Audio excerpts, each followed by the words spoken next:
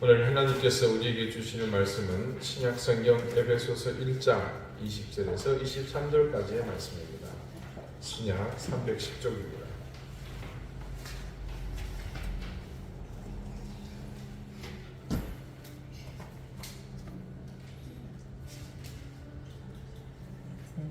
에베소서 1장 20절에서 23절까지의 말씀을 제가 읽겠습니다.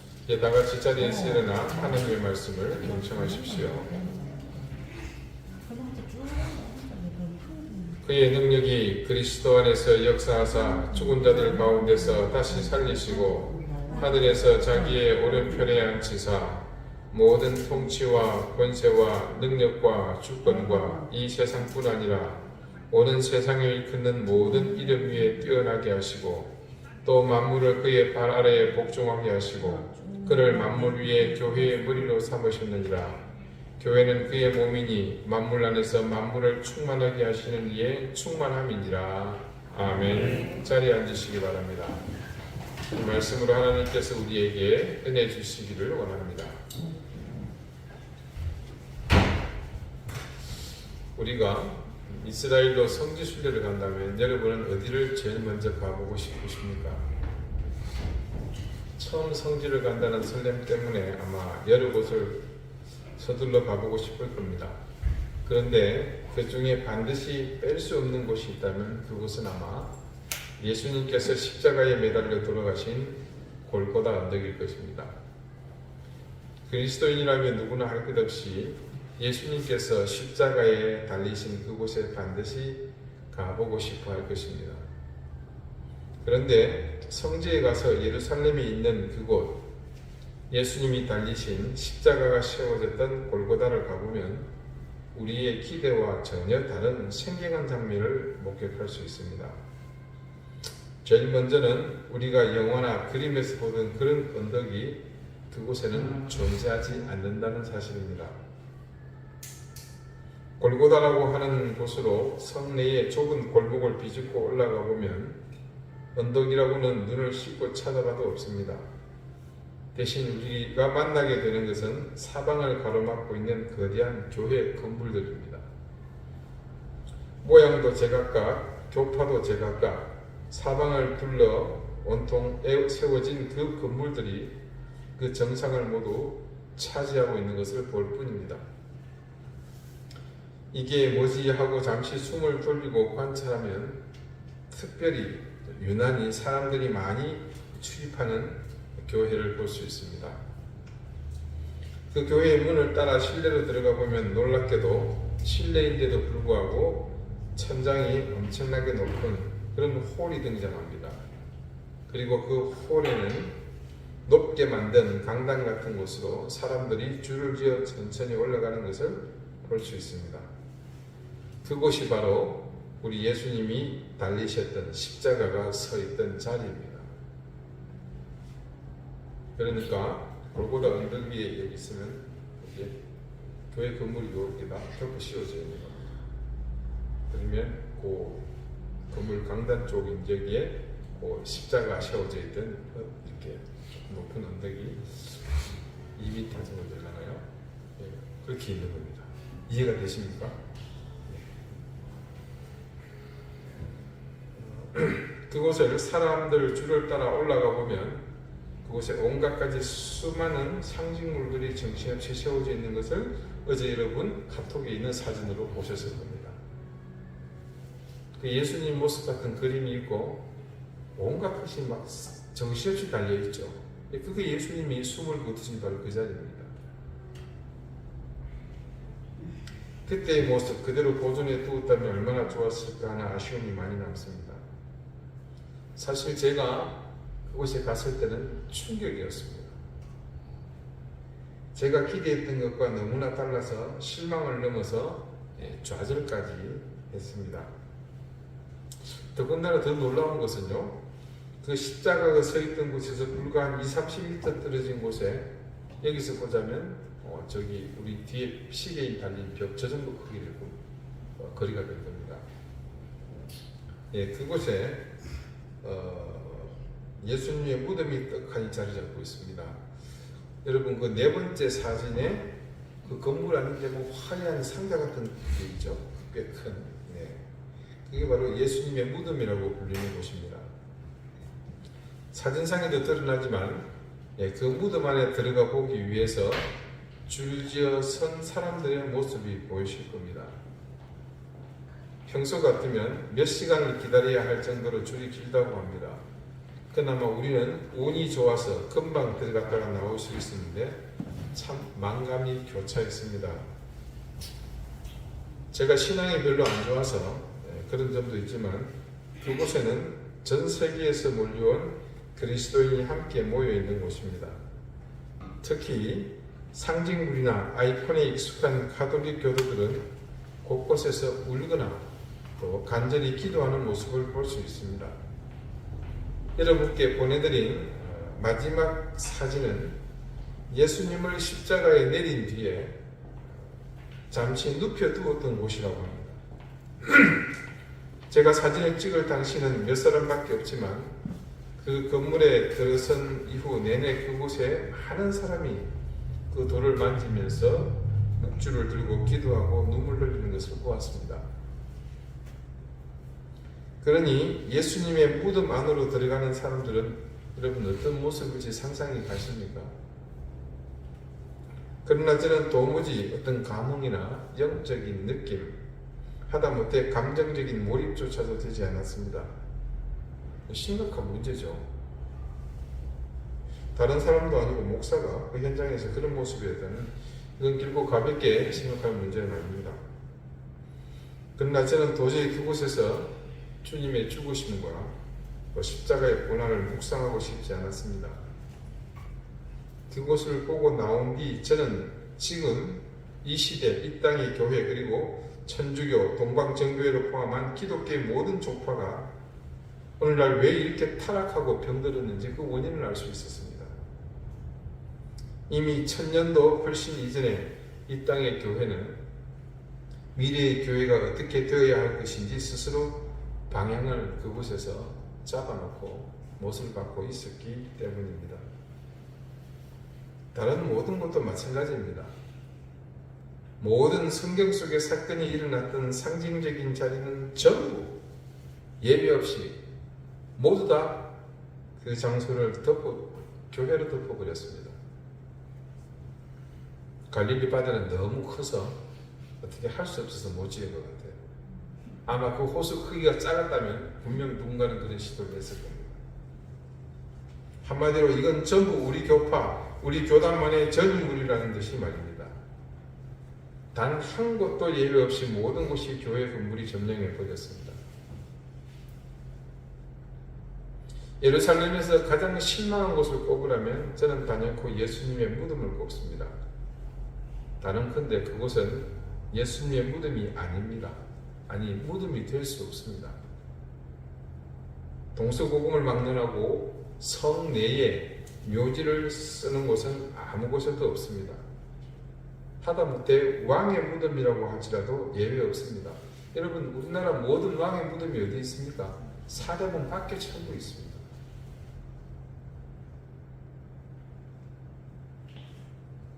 그런데 성 한가운데 사형장이 있다는 사실도 놀랍지만 그 안에 예수님만의 무덤이 있다는 것조차 난센스입니다. 그래서 요즘은 예루살렘 성 중에 가장 크고 웅장한 다메섹 문이라고 있습니다. 그 문 밖에 가든, 정원이죠. 무덤입니다. 가든 툼이라는 곳을 대신 방문하는 사람들이 많습니다. 여러분 제가 두 번째 사진 보내드렸죠. 얼마나 소박하고 여러분 단촐하게 되어 있는 무덤입니까? 근데 그 사진을 가만히 보십시오. 여러분이 성경 속에서 듣고 알고 있던 그 무덤의 형상과 너무 일치하지 않습니까?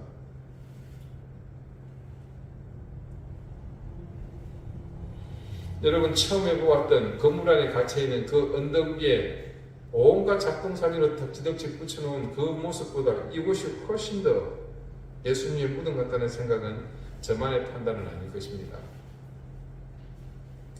예수님의 죽음과 부활, 어쩌면 예수님의 무덤은 그 두 가지를 연결하는 중요한 장소라고 생각할 수 있습니다.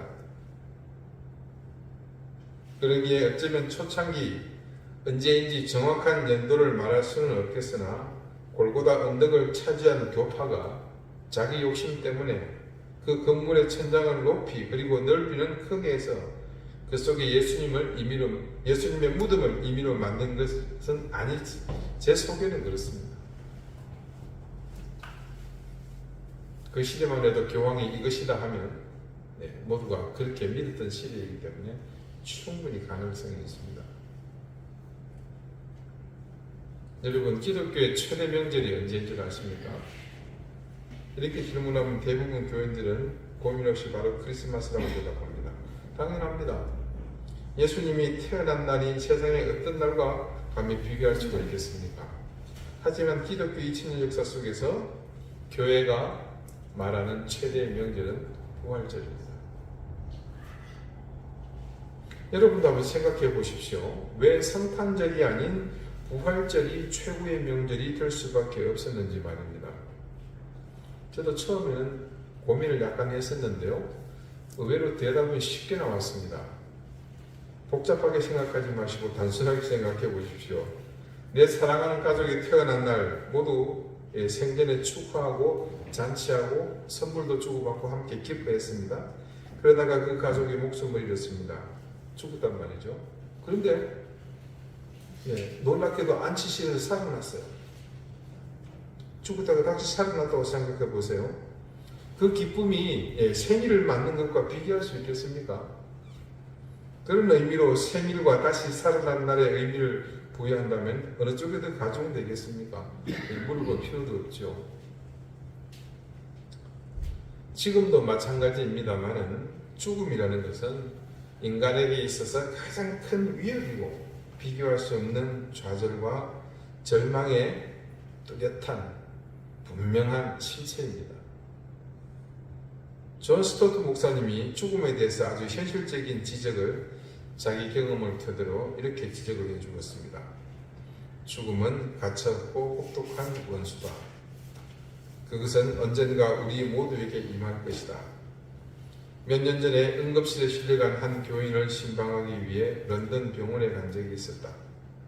그녀가 죽음의 문턱에 가 있으리라 생각했는데 오히려 앉아서 미소 짓고 있었다. 내가 병원에 실려왔을 때 의사들과 간호사들이 모두 내 주위에 빙 둘러 모여 있었어요. 내가 곧 죽기라도 하는 것처럼 말이죠. 하지만 나는 죽지 않아야겠다고 결심했어요. 그녀는 이렇게 말했다. 그것은 용기 있는 생각이었지만 완전히 정확하지는 않았다. 그 부인은 실제로 그 이후에 죽었다.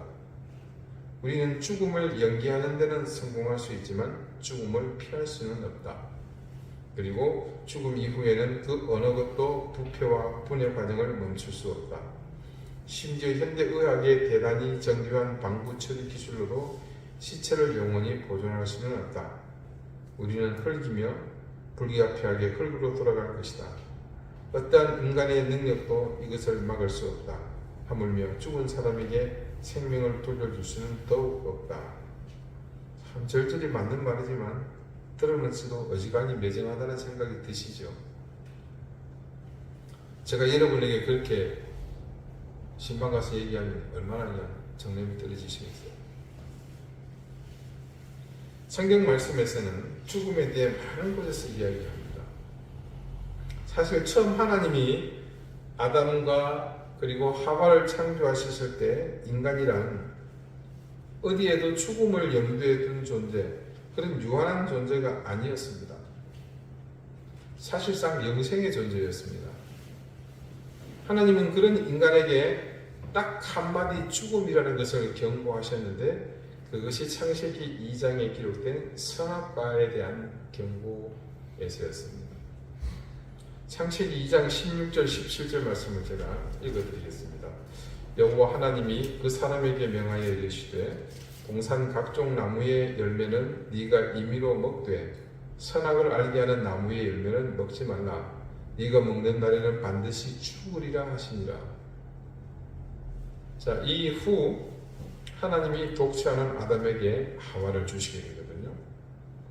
그들은 에덴에서 죽음의 실체를 알지 못한 채 낙원의 삶을 영위하고 있었습니다.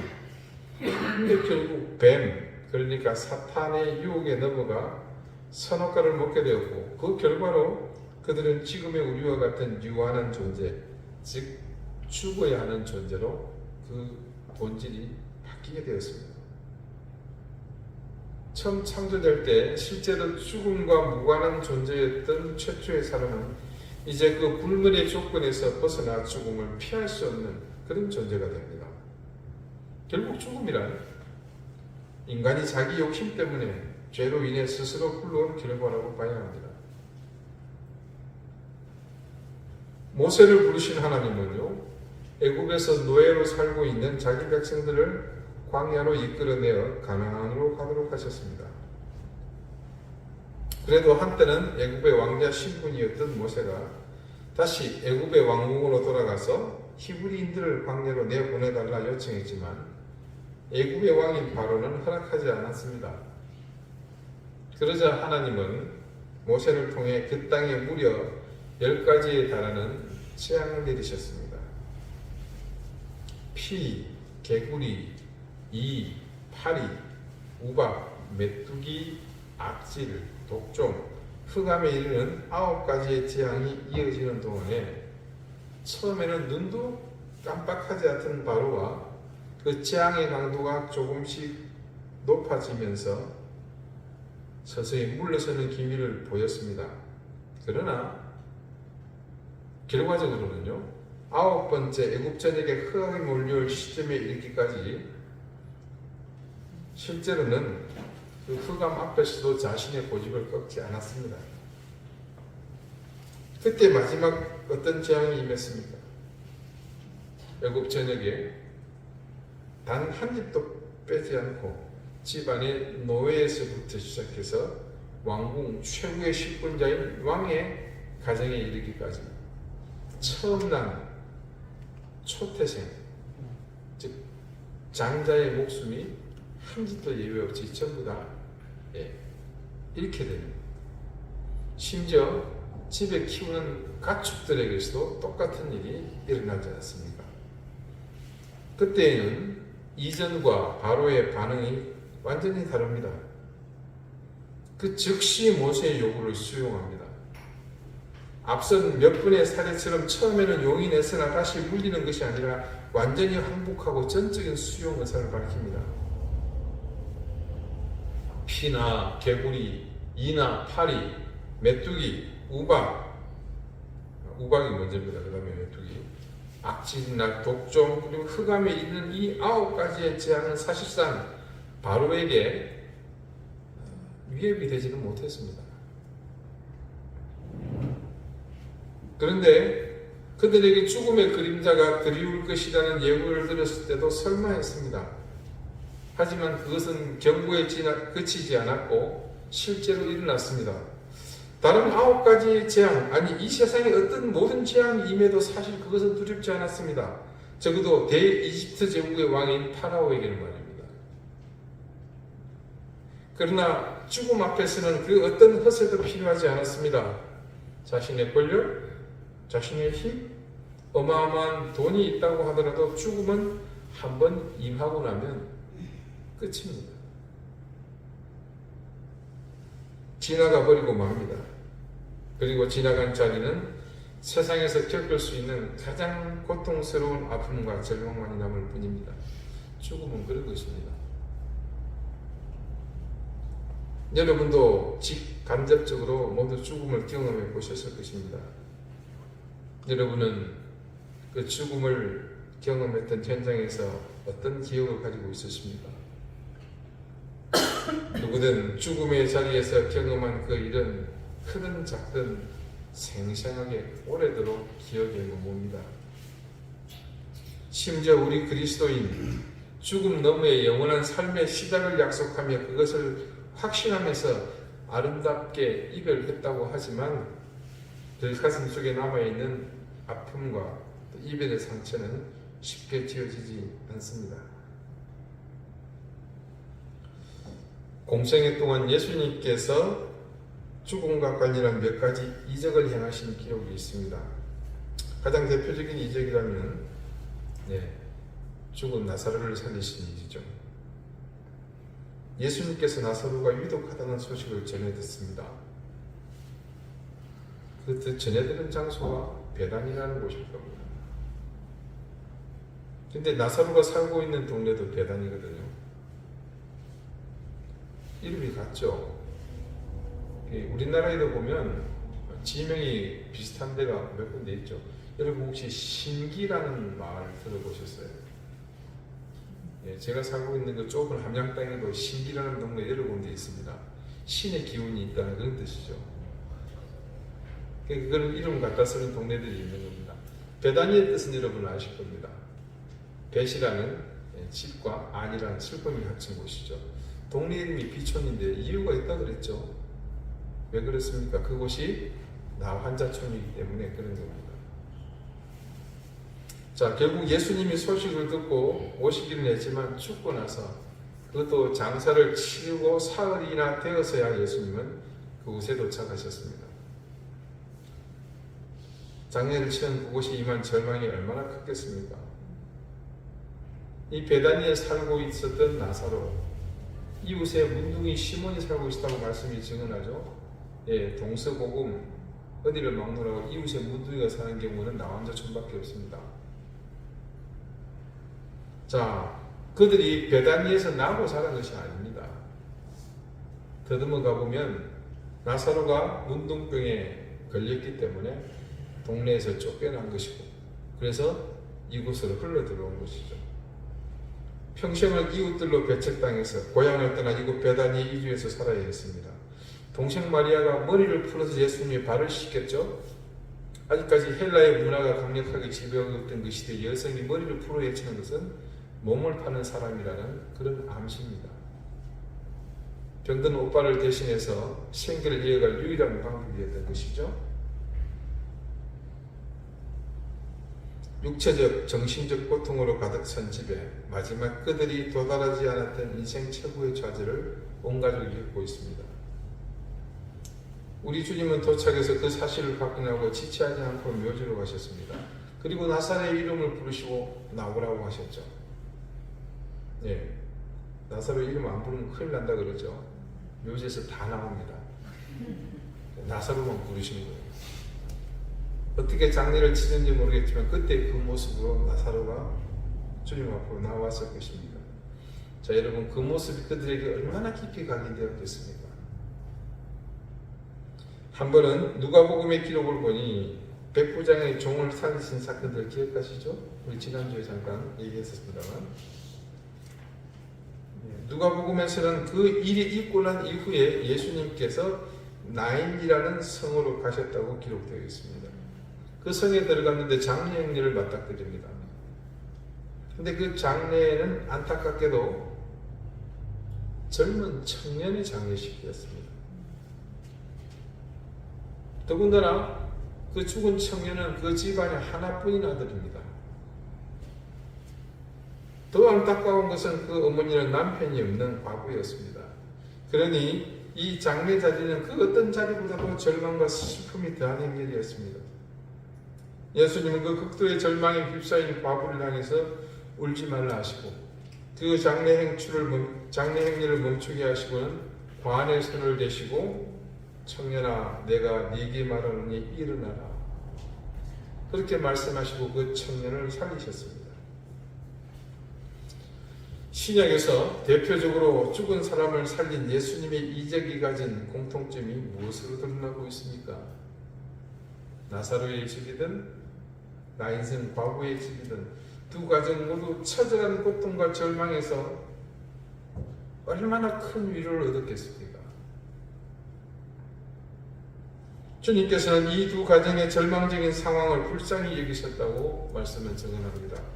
그리고는 그들이 넘어설 수 없는 그 한계를 무너뜨리시고 생명을 불어 넣어주시는 기적을 베풀어 주셨습니다.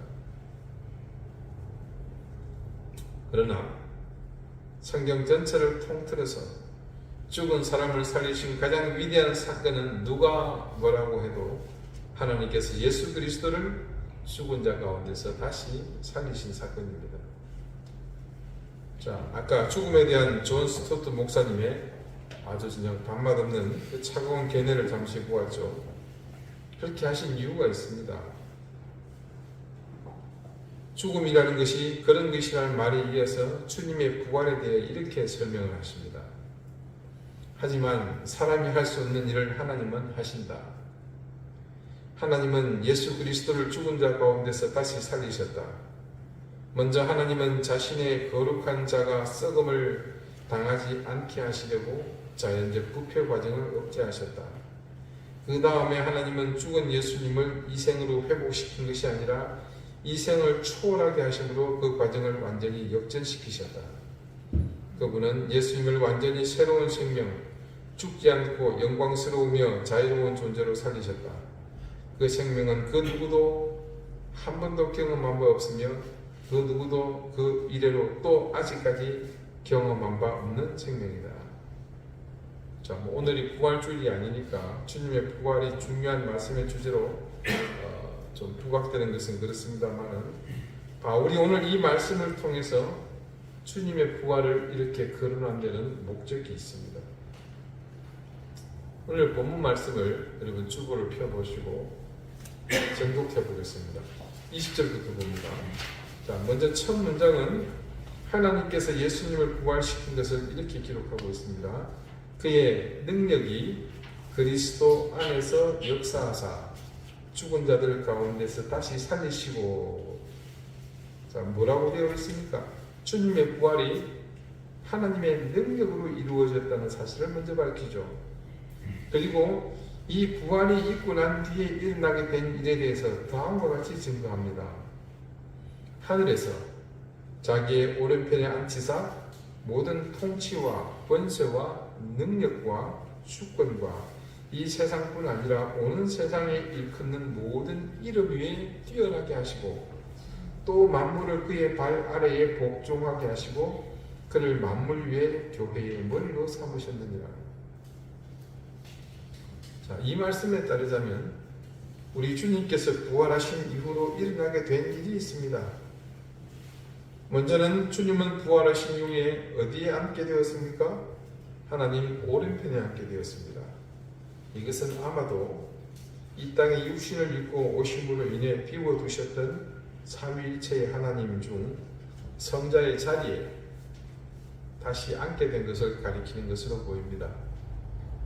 그 다음 주님에게 일어난 변화는 다음 말씀이 증가하는 사실입니다. 모든 통치와 권세와 능력과 주권과 이 세상뿐 아니라 오는 세상에 일컫는 모든 이름 위에 뛰어나게 하시고 또 만물을 그의 발 아래 복종하게 하시고. 부활하신 주님은 이 세상과 앞으로 오게 될 세상의 모든 것에서 가장 뛰어나게 되는 그런 존재가 되게 하셨습니다. 그리고 무엇보다 만물을 부활하신 주님의 발 아래 복종하도록 하셨다는 사실입니다. 그리고 우리가 봐야 될 마지막 중요한 한 가지 사실, 그를 어떻게 해요? 만물 위에 교회의 머리로 삼으셨느니라. 그리고 부활. 자, 하나님께서 예수님을 십자가에 달려 죽게 하셨습니다. 그 죽음은 이유 없는 죽음이 아닙니다. 단순히 숨이 딱 멈추고 쉽게 간편하게 죽은 그런 죽음이 아니라 그 죽음에 이르기까지 그분은 우리 인간이 겪을 수 있는 최악의 고통과 모욕을 감당하셔야 했습니다. 이유가 있었죠. 그 죽으심이 흠없이 이 땅에 오셔서 온전한 제물이 되어 영원히 드려질 유월절의 어린 양이 되시기 위해서였습니다. 그 죽으심만으로도 우리는 놀라운 그 자체의 기적 같은 은혜인데 하나님의 은혜와 사랑은 단지 그 죽음만으로 끝난 것이 아님을 오늘 말씀을 통해 바울이 증가하지 않습니까? 그분이 오고 가는 세상에 가장 존귀한 이름이 되시고 만물을 발 아래 복종시키는 권세를 가지게 된 사실은 사실 우리가 별 개연성 없는 그냥 하늘나라에서 하나님께서 그렇게 만드셨구나라고 여기면 그렇다고 할 그냥 정의의 그런 사실일 뿐이지만 근데 그 다음은 다릅니다. 그분이 앞에서 말씀드린 이런 그런 모습을 가진 그분이 교회의 머리가 되도록 하셨습니다. 하나님께서 종국에 부활하신 예수님을 어떻게 해요? 교회의 머리로 삼으셨다는 말이죠. 자, 여러분, 상식적으로 예수님께서 교회의 머리가 되셨어요. 그러면 몸은 뭐가 되는 겁니까? 왜 고민하세요? 제 머리가 이 임장원인데 그 몸은 뭐 이겨냅니까? 아니죠. 예, 머리는 몸과 같습니다. 신화 속에 나오는 괴물이 아닌 다음에야 머리와 몸은 하나죠. 그러니 당연히 몸도 뭡니까? 예, 예수 그리스도인 겁니다. 그러니까 교회의 머리와 몸 전체가 다 뭐다? 예수 그리스도다. 주님의 죽으심과 부활은 단지 이례적인 하나님의 결심으로 어느 날 이루어진 사건이 아니죠. 이는 첫사람 아담의 범죄 이후 영원히 죽음의 사슬에 묶여서 영생의 길과 단절된 인간을 구원하셔서 영원한 생명을 주시려는 하나님의 그 오랜 계획이 이어진 겁니다. 자, 창세기 그 사건 이후 성경 말씀을 하나로 꿰어서 이어 내려오면 결국에 그 매듭을 끝에 다다르게 될 것입니다. 다다르게 될 사건이 무엇이다? 바로 이 부활이었던 거죠. 그런데 그렇게 부활을 이루신 주님이 무엇이 되었다고요? 교회의 머리가 되셨습니다. 그래서 교회는 뭐다? 부활하신 주님 그 자체라는 결론에 이르게 되죠. 이 에베소서는 바울이 로마에서 수감 생활을 하는 동안 오랜 시간을 두고 여유 있는 환경 속에서 기록한 그의 헬라 철학, 그것이 바탕이 된 그곳에 누가 심겨졌습니까? 유대의 철학, 그리고 더 놀라운 것은 복음에 대한 깊은 이해의 바탕을 둔 그렇게 만들어진 기록입니다. 바울이 이 에베소서를 통해 얼마만큼 교회에 대해 깊은 이해를 하게 되었는지 오늘 말씀을 통해 중요한 사실을 알게 됩니다. 예수 그리스도께서 머리가 되신 교회, 그리고 교회 그 자체가 예수 그리스도의 몸이 되는 이 사실을 알았기에 바울은 로마에서의 수감 생활을 마친 뒤 그의 복음 인생에 일대의 변화가 일어나게 됩니다. 이후로 바울은 전도 여행을 통해 교회를 더 세우는 것보다 세운 교회를 돌아보는 일에 더욱 많은 관심을 가졌다는 사실을 그의 행적을 통해서 알 수 있습니다. 여러분, 예수님은요, 가이사랴 빌립보에서 베드로가 주는 그리스도시요 살아계신 하나님의 아들이십니다 라는 고백, 그 기초 위에, 그 고백 위에 교회를 세우시겠다고 말씀하셨습니다. 그런데 궁극적으로는 그렇게 당신이 말씀하신 그 기초 위에 자신이 직접 교회가 되셨습니다. 우리는 지금 이 사실을 무엇보다 무겁게 그리고 진지하게 받아들여야 합니다. 다시 확인합니다. 교회의 기초가 무엇입니까? 예수님께서 우리의 구주가 되심을, 살아계신 하나님의 아들이심을 고백하는 그 고백의 기초가 되어야 합니다. 그리고 그 기초 위에 무엇이 세워집니까? 예수 그리스도가 교회로 세워지게 된 것이죠. 누군가 돈이 있어서 교회 건물을 세우고 주변의 사람들을 끌어모아 형식을 갖춘다고 그렇게 해서 교회가 되는 것이 아닙니다. 인간의 생각과 계획과 판단과 실행으로 교회가 되는 것이 아니라 우리를 위해 고난을 받으시고 십자가에 피 흘려 죽으신 주님, 그리고 다시 죽음의 권세를 이기시고 부활하신 주님이 머리가 되시고 몸이 되실 때, 그때 비로소 교회가 되는 것입니다. 바울의 이 고백과 교훈 속에서 우리가 가진 교회에 관한 생각을 비교해보면 우리가 교회에 대해서 얼마나 무지하며 더 나아가 아니라는 생각과 더불어 함부로 규정했는지를 깨닫게 됩니다. 물론 우리 교회 교우들 가운데 내가 교회가 이런 곳이라고 주장하거나 이렇다 저렇다 주장하신 분은 지금까지 단 한 분도 안 계십니다. 얼마나 다행인지 모르겠어요. 그러므로 이제 우리는 이 말씀의 근거에서 우리가 앞으로 가져야 할 교회에 대한 인식은 자명해졌습니다. 교회는 주님이 머리 되시는 곳이며 교회는 그래서 그분의 몸입니다. 이때 머리가 되시고 교회가 되시는 주님은 어떤 분이시라고요? 공생애를 사시며 제자들과 온갖 기적과 더불어 하나님의 나라를 선포하신 그 주님이 아니라 그 모든 것의 완성체, 십자가에서 죽으시고 장사한 지 사흘 후 그분의 숨이 멎게 했던, 그래서 그분의 모든 생애 과정을 숲으로 만들려는 그 죽음의 권세를 이기시고 부활하신 그 주님이라는 겁니다. 바로 그 주님이 머리가 되시고 몸이 되시는 곳이 교회다. 그렇다면 마땅히 이 교회는 지금 주님의 부활이 증거되고 그 부활의 능력이 살아 숨쉬는 곳이 되어야 한다는 뜻이기도 합니다. 자, 여러분, 이제 그렇다면 과연 이 시대의 교회는 오늘 이 말씀이 증거하는 그런 교회라고 말할 수 있겠습니까? 다른 곳은 제쳐두고라도 우리 교회는 이 말씀에서 증거하는 교회라 우리 스스로 다 말할 수 있겠습니까? 우리가 중심이 되고 사람이 머리가 되는 교회는 반드시 그 유한함과 죄로 인해 멸망으로 나갈 수밖에 없습니다. 지금 당장에는 화려하고 모든 것이 넘쳐날지 모르나 종국에는 머리 없는 몸통처럼 향방 없이 이리저리 피를 따라 굴러다니다가 나락으로 떨어지게 될 운명임이 자명합니다.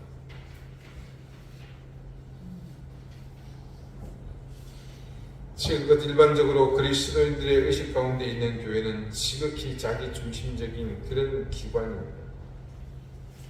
교회를 통해 드러난 우리의 모습에서 전혀 영적인 행위를 찾지 못하는 것이 바로 그 증거입니다. 다시 한번 여러분에게 묻습니다. 교회의 기초가 무엇이었습니까? 예수님이 그리스도시고 살아계신 하나님의 아들이라는 고백이 아니었습니까? 그리고 그런 고백의 기초 위에 세워진 교회의 머리가 부활하신 예수 그리스도이신데 어떻게 교회가 인본적인 욕망을 대변하는 곳이 될 수 있겠습니까? 그러므로 주님을 향한 우리의 온전한 신앙의 고백이 기초가 되어 만물 위에 교회의 머리로 그리스도를 씌우신 하나님의 뜻을 따른 교회는 철저히 부활하신 그분의 능력이 살아 숨쉬는 곳이 되어야 합니다. 이제 우리 교회가 어떤 교회가 되어야 할 것인지 그 취지와 목적 그리고 존재 이유는 분명해졌습니다. 부활하시는 주님, 모든 이름 위에 뛰어난 그 이름, 만물을 그 이름 앞에 복종하게 하시는 그 주님이 우리의 머리가 되시는 교회, 우리의 의지와 욕망이 아닌 주님의 뜻과 이름으로 나아가는 교회, 우리 이된 교회는 바로 그런 교회가 되어야 할 것입니다. 기도드리시겠습니다. 우리 교회의 머리 되시는 주님, 그 주님께서 그리스도시요 살아계신 하나님의 아들이심을 믿습니다. 우리의 이 고백이 우리 교회의 기초가 됨을 저희는 또한 믿습니다. 우리는 그저 그 고백만으로 만족하오니 주님께서 부활하시어 우리의 머리가 되어주심으로 우리의 교회가 또한 되어주십시오. 그래서 이제 우리가 아닌 주님이 교회의 주인이 되시며 교회의 머리 되신 주님이 우리 교회의 존재 이유와 목적이 되어주십시오. 우리의 욕심과 유한한 생각으로 나가는 교회가 아니라 만물을 그 발 아래 굴복시키는 부활의 그 권세로 가득한 큰 교회 되게 해 주십시오. 예수 그리스도 이름으로 기도드립니다. 아멘.